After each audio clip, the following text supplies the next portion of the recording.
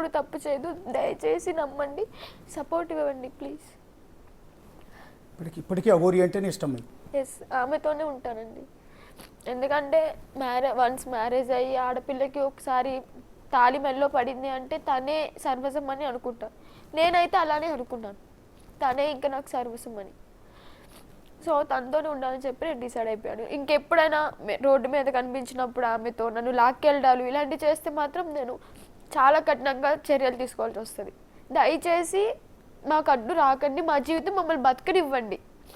ఏదో మేమిద్దరం ఇష్టపడడం, మా మనసులు కలిసాయి, మా ఇద్దరికి లేని బాధ మీకెందుకు? మేమిద్దరం ఇష్టపడం, మేమిద్దరం మేజర్స్మే, మాకంటూ ఇష్టాలు ఉంటాయి, ఆ ఇష్టాన్ని మేము తీర్చుకుంటున్నాం. అంటే నేనేమంటానంటే యాజ్ ఏ ఒక తండ్రిగా మీ నాన్న ప్లేస్లో నేను ఇప్పుడు వర్షిని నా కూతురు అనుకుంటాను. ఒక తండ్రిగా నేనైతే యాక్సెప్ట్ చేయను నిజానికి. ఎందుకంటే నా బిడ్డ పెళ్లి చేసుకోవాలి, పిల్లలతో హ్యాపీగా ఉండాలి అని అనుకుంటాను. నేనైతే నా స్వార్థం నాది ఉంటుంది, నా బిడ్డ ఎప్పుడు హ్యాపీగా ఉండాలి. ఆ గోరీని పెళ్లి చేసుకుని వెళ్ళి ఏం సుఖపడతావు అనేది నా భావన. సరే, తప్ప నీ ఆలోచన నేను తప్పు అనట్లేదమ్మా, మీ ఆలోచన నేను తప్పు అనట్లా.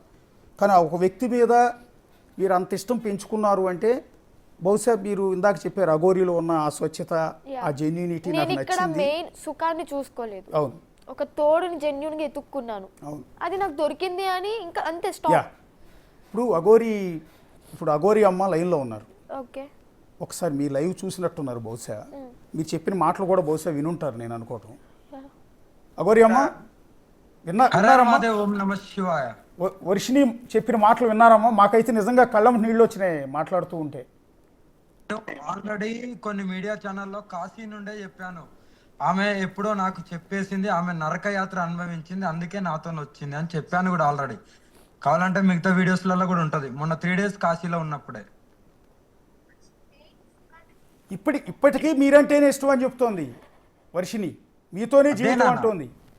అదే నాన్న, నేనేమంటున్నా నాన్న, ఆమె అనుభవించిన నరక యాత్ర వేడే ఆడపిల్ల అయితే ఎప్పుడో సూసైడ్ చేసుకుంటారు. ఓకే, ఈ పాటికి ఇంత దూరం ఉండరు. కానీ ప్రాణం విలువ అంటే ఏందో చెప్పాను, ఎలా బతకాలని చెప్పాను. నీకు ఎక్కడ ఇష్టమవుతుందో అక్కడ బతకచ్చు. సభ్య సమాజంలో చనిపోవడమే గొప్ప కాదు. మేమంటే మాకంటే సర్వస్వం పోయింది కాబట్టి మాది వేరు, కానీ ఎక్కడుండైనా సరే బతకచ్చు. ఆ బతుకులో నీ ఆనందాన్ని మాత్రమే ఎత్తుక్కోవాలి. ఎవరో ఆనందం ఇస్తాడు, లేకుంటే ఎక్కడికో పోతే ఆనందం దొరుకుతానే భ్రమ అని చెప్పాను. అప్పటి నుండే ఆమె రిలీజ్ అయింది, అవును కదా జీవితం అంటేనే ఆనందం, ఎప్పుడు ఎవరు ఉంటామో ఎప్పుడు ఎవరు పోతామో తెలియదని నాతో పాటు వచ్చేయడం జరిగింది. ఇప్పుడు మీరు పెళ్లి చేసుకున్నారు, ఇక జీవితం ఏదైనా సరే కడదాకా మీతోనే ఉంటాను అంటుంది. మరి మీరు కూడా అమ్మాయిని స్వీకరించడానికి సిద్ధంగానే ఉన్నారా? 100% స్వీకరిస్తాను నాన్న. అంటే బేసిక్గా అఘోరీలకు వివాహ సంబంధాలు ఇలాంటివి ఉండవని అంటారు కదా? ఎవరన్నారు నాన్న? మీరు ఒకసారి అఘోరీస్ మ్యారేజ్ అని కొట్టండి, ఎంతో మంది చేసుకున్నారు. ఓకే, చాలా మంది మ్యారేజ్ చేసుకున్నారు, దేని గురించో మ్యారేజ్ చేసుకోలేదు, ఒకరు తోడు కావాలని చేసుకున్నారు తప్ప ఇంకోటి ఆశించి అయితే ఎవరు చేసుకోరు. తిరుచిలో ఒక మణికందన్ అని ఒకరు ఉన్నారు, ఆయన రీసెంట్ గా ఒక 6 months బ్యాక్ పెళ్లి చేసుకున్నారు.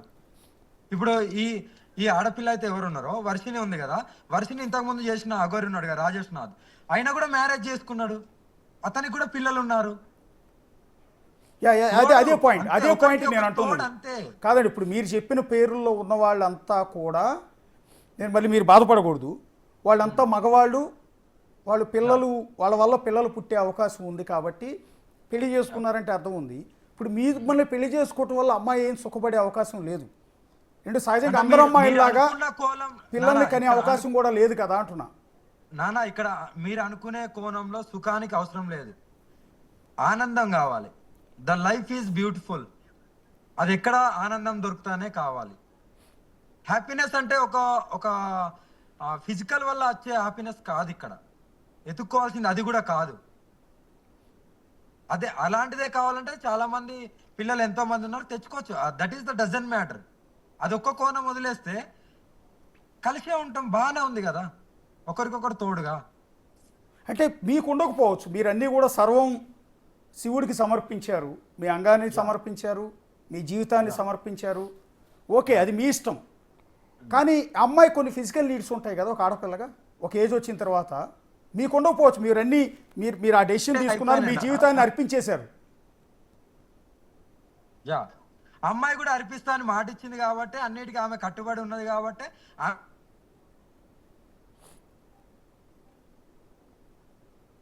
ఒక్క నిమిషం మ్యూట్ పడిందండి, మ్యూట్ పడింది అమ్మ. పిల్లలను ఆడించాలి అది అంటే ఓకే, యా మ్యూట్ ఏం లేదు నాన్న. చెప్పండి చెప్పండి. పిల్లల్ని ఎక్కడికెళ్ళో దత్తత తీసుకొని హ్యాపీగా, అంతే తప్ప అదొకటి ఉండదు. అంటే ఇప్పుడు ఆ అమ్మాయి అంటుంది ఏంటంటే, అసలు ఎందుకమ్మా నేను అడిగా, మీరు చక్కగా ఒక మగాడిని చూసి పెళ్లి చేసుకుని పిల్లలు కానీ హ్యాపీగా ఉండొచ్చు కదా అమ్మా అంటే, నాకు వద్దండి ఆ సుఖాలు నాకు అవసరం లేదు, ఆ పిల్లలు నాకు అవసరం లేదు, నాకు అఘోరి అమ్మలో ఒక స్వచ్ఛత కనపడింది, ఒక నిజాయితీ కనపడింది, ఆమెతో నేను హ్యాపీగా ఉంటాను అనిపించింది, అందుకని నేను ఆయన చూజ్ చేసుకున్నాను అంటోంది. అంతే కదా, ఎవరు ఎప్పుడు ఎలా మారుతారో, ఎవరి డిసిజన్ ఎవరి తోడు ఉండాలనేది ఉంటాం. ఇక్కడ ఆడనా మొగనా అనేది జెండర్ది సమస్య కాదు, కలిసి బతికేది అనేదే సమస్య. సొసైటీ అని కాదు కదా. కానీ వాళ్ళ అమ్మగారు మీ మీద ఒక ఆరోపణ చేశారు, వాళ్ళ అమ్మగారు నాన్నగారు మీరేదో మందు పెట్టారని, వశీకరణ మంత్రాలు ప్రయోగించి ఆమెను మీ వశీకరణం చేసుకున్నారని. ఇదే వశీకరణ, పెద్ద వశీకరణ పెళ్లి. ఇక్కడ నేను మాట్లాడతా. వశీకరణ అంటే మందులు పెట్టి ఏదో ఒకటి చేసేసి పూజలు చేసి అలా చేయక్కర్లేదు, ఒక ప్రేమతో కూడా వశీకరణ చేసుకోవచ్చు, ప్రేమ ద్వారా కూడా అది సాధ్యం, ప్రేమకు ఒక్కదానికే సాధ్యం వశీకరణ అనేది. అంతేనమ్మా అఘోరి అమ్మ? ఎస్. ఇప్పుడు మీరు పెళ్లి చేసుకున్నారు, ఇది లీగలైజ్ కాదేమో కదా భారతీయ సాంప్రదాయాల ప్రకారం గే హక్కుల కోసం కూడా రీసెంట్గా సుప్రీంకోర్టు ఏదో జడ్జిమెంట్ ఇచ్చినట్టుంది. ఆడవాళ్ళు చేసుకోవచ్చు అని ఉంది నాన్న, ఆడవాళ్ళు చేసుకోవచ్చని ఎక్కడో ఆర్టికల్స్ ఉన్నాయి చూడండి. ఓకే, మీరు ఇప్పుడు ఆ కోణంలో మీకు రైట్స్ ఒక్క మాట, ఎవరో సభ్య సమాజం ఏదో అనుకుంటదని మేము కాదు కదా, సభ్య సమాజం వాళ్ళే ట్రస్ట్ బట్టి ఉన్నారు, వాళ్ళకే తీర్చుకోవడానికి ఒకరికొకరి సుఖాలు పంచుకోలేక దరిద్రంలో బతుకున్నారు, అయినా మమ్మల్ని ప్రశ్నించడానికి వాళ్ళెవరు? అంటే మీరు అన్నది కరెక్టే, అది ఎగ్జాక్ట్లీ నేను యాక్సెప్ట్ చేస్తాను. సమాజం గురించి మీరు పట్టించుకోవాల్సిన అవసరం లేదు, ఎందుకంటే మీరు తప్పు చేయట్లేదని భావిస్తున్నారు కాబట్టి సరే ఓకే. కానీ చట్టాలు అని ఉంటాయి, లీగలైజ్ కావాలి కదా. రేపు పొద్దునప్పుడు ఆ అమ్మాయి మీతో పాటు ఉంది, అదే లీగలైజ్డ్ మీకు చట్ట ప్రకారం మీకు హక్కులు ఉండుంటే, మీ భార్య అయి ఉంటే, మీరు మొన్న వాళ్ళ అన్నయ్య వచ్చో విష్ణు అనేవాడు వచ్చి కొట్టి తన్ని తీసుకెళ్ళిపోతుంటే మీరు ఆపగలిగేవాళ్ళు, ప్రొటెక్షన్ ఉండేది కదా మీకు. మొన్న మీకు అమ్మాయిని తన్ని తీసుకెళ్ళిపోతున్నప్పుడు మీరు ఆపగలిగేవాళ్ళు కదా, ఒకవేళ చట్ట ప్రకారం మీకు హక్కు ఉండుంటే. అక్కడ వాళ్ళ తల్లిదండ్రి గురించి ఆలోచించాను, ఓకేనా, వాళ్ళు ఏడుస్తున్నారు కానీ ఆలోచించాను, అదొకటే కోణం. అలాంటి నేను చెప్పాను కూడా, ఒకవేళ మీ తల్లిదండ్రికి చెప్పు, ఒప్పుకోలేకపోతే నీ డిసిజన్ మీదనే ఆధారపడి ఉంటుంది. సో యాజ్ ఆఫ్ నౌ మీ ఆలోచన ఏంటండి? ఇప్పుడు అమ్మాయి మళ్ళీ సేమ్ మంగళగిరి నుంచి వాళ్ళ అమ్మా నాన్న దగ్గర నుంచి విష్ణు దగ్గర నుంచి ఒక విధంగా చెప్పాలి అంటే తప్పించుకుని ఎక్కడో నా హైదరాబాద్ వచ్చింది, బహుశా మిమ్మల్ని ఎదుర్కొంటూనే వచ్చినట్టుంది. ఏంటి మీ భవిష్యత్తు కార్యాచరణ, ప్లాన్ ఆఫ్ యాక్షన్ ఏంటండి? అదే నన్ను నమ్మి వచ్చింది కాబట్టి 100% ప్రొటెక్షన్ చేస్తాను. మా ఇంటికి కూడా నేను ఇప్పుడైతే లేను, నేను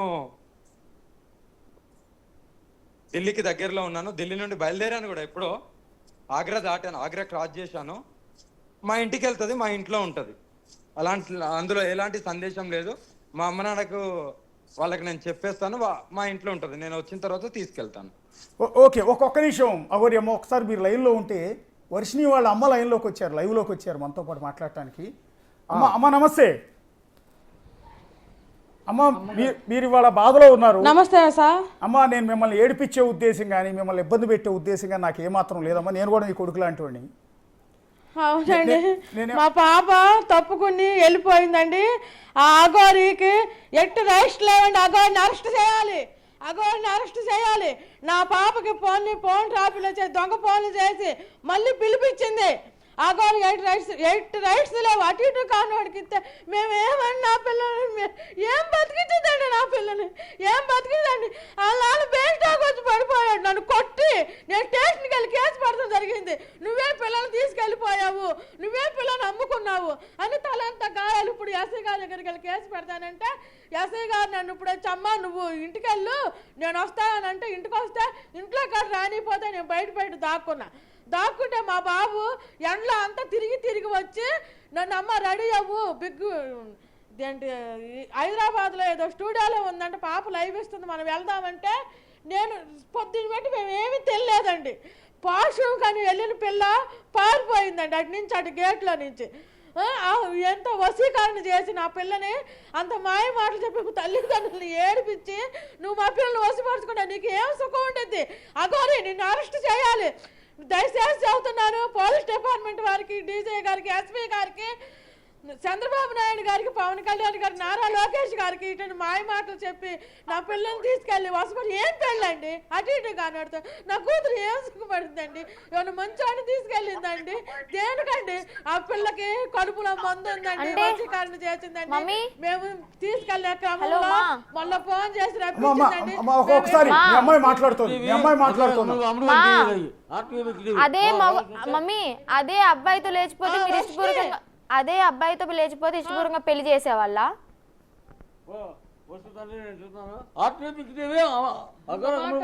ఇక్కడ అబ్బాయా అమ్మాయా కాదు మమ్మీ, నేను మనస్ఫూర్తిగా ప్రేమించాను అందుకే వచ్చేసాను. నన్ను ఎవరు వశీకరణ చేసుకోలేదు, ఏ పసర్లు పూయలేదు, ఎలాంటి మందు పెట్టలేదు.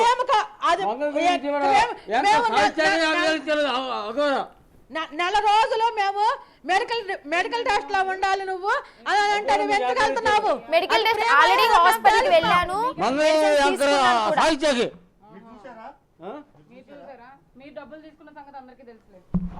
చెప్పింది ఎవరిది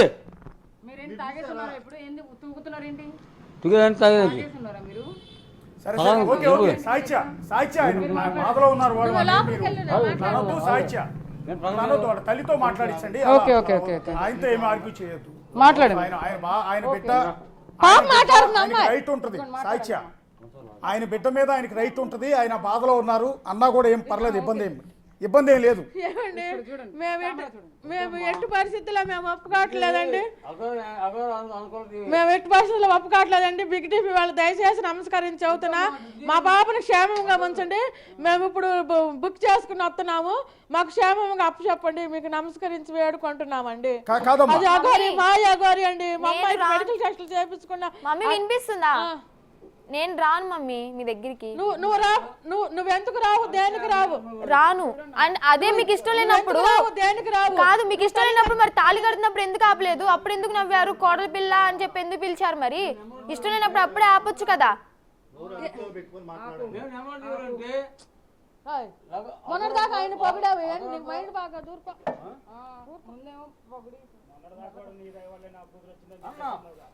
వీడియో వాళ్ళందరూ సహకరించారండి, ఆ టీవీ ఈ టీవీ అని కాదు, ఆయనకి మైండ్ బాగా. అదిలే ప్లేట్ తిప్పింది నువ్వేనా కోటయ్య? ఏం కాదు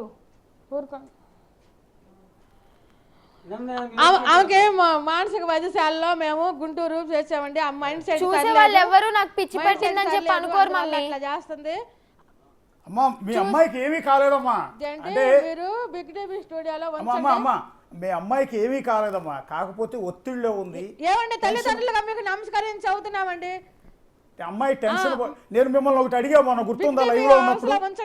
అమ్మమ్మా నేనేది ఏంటంటే మొన్న మిమ్మల్ని ఒకటి చెప్పాను, నేను అడిగాను ఒకటి. అమ్మా మీ బిడ్డ రాగానే ఒళ్ళో పడుకోబెట్టుకుని తల్లి ఏం జరిగిందో చెప్పమ్మా, ఏమి ఇబ్బంది పడుతున్నావు నువ్వు ఏంటని మాట్లాడమని అడిగా నేను. మీరేమన్నారు? నా కూతురు నేను గుండెల్లో పెట్టుకుంటానయ్యా, ఖచ్చితంగా నా బిడ్డతో నేను పర్సనల్గా మాట్లాడతాను అన్నారు. పెట్టుకుంటాం సార్, చూసుకుంటాం సార్. అవును, మరి బిడ్డ వచ్చిన గుజరాత్ నుంచి వచ్చినాక అర్ధరాత్రి కాడ వెళ్ళాం సార్, అర్ధరాత్రి కాడ వచ్చాం సార్. అంటే గుజరాత్ నుంచి అట్లా గుండెల్లో పెట్టుకుని రేపు 3వ ఫ్లోర్ లో ఏసీ రూమ్ మాట్లాడామండి.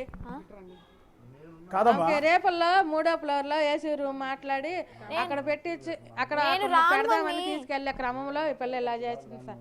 నేను రాను. మీరు ఇప్పుడు బలవంతంగా నువ్వు లాక్కెళ్ళి నా రావంటే శవాన్నే నీకు చూస్తారు రైట్స్ కానీ లేవమ్మా, నువ్వు కాదు, మీరు బలవంతంగా తీసుకెళ్ళి నా శవాన్నే చూస్తారు కానీ మంచిగా అయితే చూడలేరు.